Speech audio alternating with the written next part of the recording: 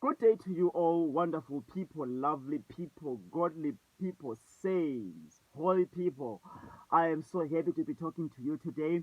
My name is Really Mbuyisa, all the way from Cowdrey Park, Bulawayo here in Zimbabwe.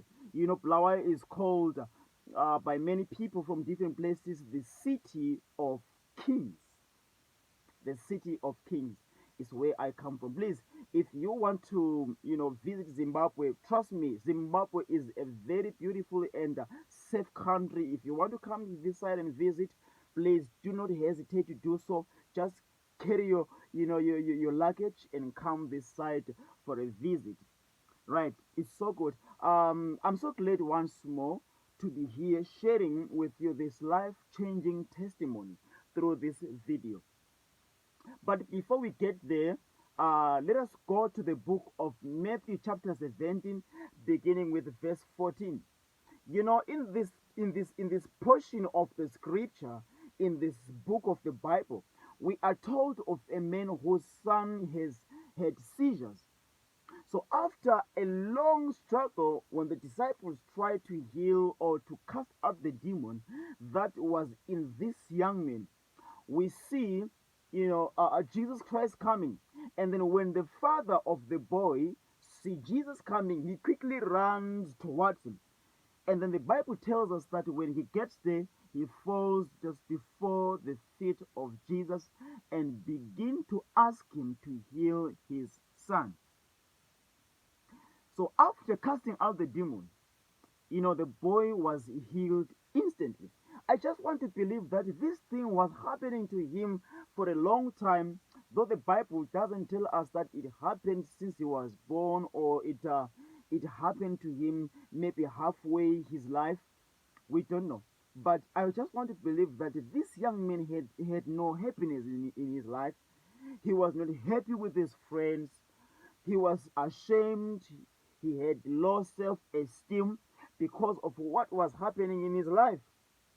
Now, this biblical story found in the book of Matthew chapter 17 from chapter 17 from verse 14, it takes me back, to the year 2022, this year in which we are. I remember we had a conference as we were celebrating our 15th anniversary as Celebration Church Zimbabwe.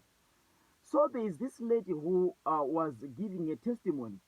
She mentioned things that really touched my heart, and some of the things that she mentioned about her life. She said that number one, she's a widow. She lost her husband through a tragic accident, and then number two, she was she people treated her of something of a lesser value in the community, and that on its own, it fueled her feeling or her self-low esteem, amongst other people in the community.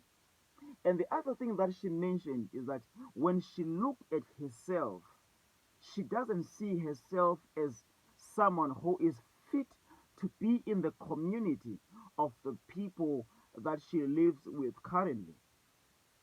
It's really a disturbing, situation. She was seeing it better for her to go and live by herself in the bushes, because when she is in the community where there are other people, they don't treat her with the respect. They don't give her, equal rights to everyone who is there. Even if they attend the meetings, her points are not taken serious, because number one, she's a widow, but number two, she doesn't have much in her house, in her life, and thirdly, she doesn't have children to support her. And even the relatives have long forgotten about it. It's so touching. It is so much touching. And most of the times she would visit the churches, different types of churches, the Zion, the 12 apostolic churches. She would go to the Pentecostal churches. She will go to the Lutheran. She will go to the Roman Catholic. She will go to different type of churches. But even though the people would behave the same way, though they come from different churches, they don't know each other. And then this made her to think that she is under a spiritual attack. Well, fine, I just want to believe that thing together with it. Because how come someone from Cholocho and someone from, someone from Maswingo, how can they act in the same way if she is not, if she is not, familiar, or she is strange to those people? How come they act in the same way? This tells me that she was under a spiritual attack. Remember, the spirits are everywhere. The spirits are everywhere. Now, she mentioned that when she came to Celebration Church, she received a warm welcome from the people here in Celebration Church Zimbabwe.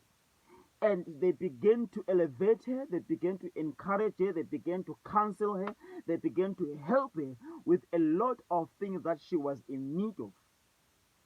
They began to bring her old confident self back to her, and she began to feel that, that special and valued person inside her. I am saying this, it is so wonderful, because I am encouraging someone here, to also, love this Jesus and take the ministry and take the church seriously, because it is in the church where we all come to be with, our Jesus Christ, who then give us freedom, confidence, happiness, who make us realize that we are equally treated and have equal rights among us ourselves as believers. Stay blessed and have a good day.